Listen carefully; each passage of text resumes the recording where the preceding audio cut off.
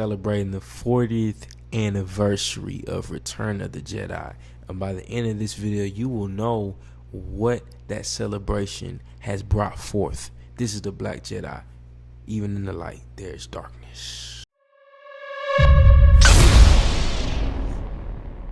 Return of the Jedi has the 40th anniversary in which Jabba's palace is receiving something special. I don't know if you guys know, but way back there's this book called Tales of Jabba's Palace, or Tales from Jabba's Palace, in which it describes several different villains and archetypes, like Big Fortuna, the Twi'lek with the pink locks. I call them locks with the tentacles, right? Yeah. But it also described another person like Boba Fett and how he survived the Sarlacc pit way back. So I actually wasn't surprised when Boba Fett ended up getting his own series, because I did find out from this book that he survived that situation. And essentially it even detailed the demise of Jabba's palace. And so now we come to this moment in time with this anniversary for something unique and special. KJ. Yes, sir. Do you know what that is? Talking about that 40th year? Yeah, you know what they're celebrating it with. Talking about Return of the Jedi? Yeah.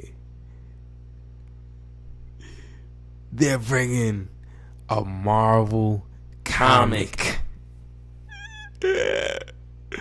Jabba's Palace getting a Marvel comic. Who would have thought it, man?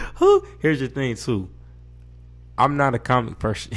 I haven't really read comics. You ever read Garfield back in the day? Oh yeah. Yeah, that's probably my extent of comics. Like, I was deep into the Marvel. Like, you know, some people, when they think about Marvel, you know, the die-hard Marvel fans are the ones that read all the comics and like the backstory. So they're like, as movies are coming out, they're saying like, oh yeah, this was in the comics and whoop-de-woo. Mm-hmm. I was that never continuity, that. right? Yeah, I was never that deep into the lore of Marvel. But I think this is important for Star Wars because the different mediums of storytelling that exist out there only serve to ingrain in people's minds the expansion or the variety of the galaxy, right? Right. And I think the different books that we had out throughout time aided the story and brought forth today actually fans' expectations of series like a Acolyte that's coming out, right? There were books around the Old Republic. There were Tales, and then of course video games, right? Go ahead, check out the last video we did. So just all this combination of stuff really is what keeps the fire of Star Wars alive. And when you consider other people's ability to tell and add to the story, like even the way that we are being the Black Jedi, being black people that love Star Wars, us being able to create more stories and engage and invest in more of the world really just gives the capacity for the universe to continue on. Like, we don't have to keep waiting for a movie each time, but the way that this legacy is carried on for 40 years, well, just Return of the Jedi, right? Right. Like the ones before that was a little, so it's probably close to 50 years that Star Wars been around. Right. But just the way that it's reached this 40-year mark and still kind of had this fire going was the pockets in between the people that still wanted to see the universe expand. You know what I mean? So, man, can you believe it's been 40 years since that's interesting. Yeah, that's crazy. Hey, 40 years. Longevity, crazy. Yeah, man, for them. Longevity, super crazy. That's especially when you think of longevity, you think of like Marvel, and then you think of like just Disney as a whole too.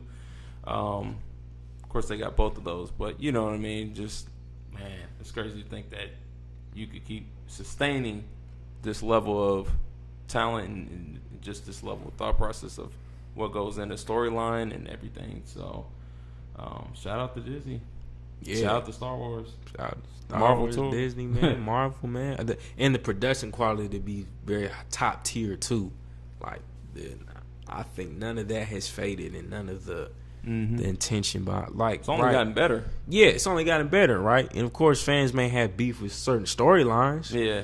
But when we talk about like technical though, like it got way better. You know what I'm saying? Exactly. You know what I'm saying? And the groundwork that they laid back then to have been breaking barriers with the Skywalker sound and then the graphics, like it is paid off, because a lot of that stuff ended up becoming industry standard because they were thinking so like future, you know what I'm saying? Right. Futuristic, future minded, like in a galaxy far, far away, you know what I mean? But to bring that galaxy to life, you gotta stretch the limits of imagination.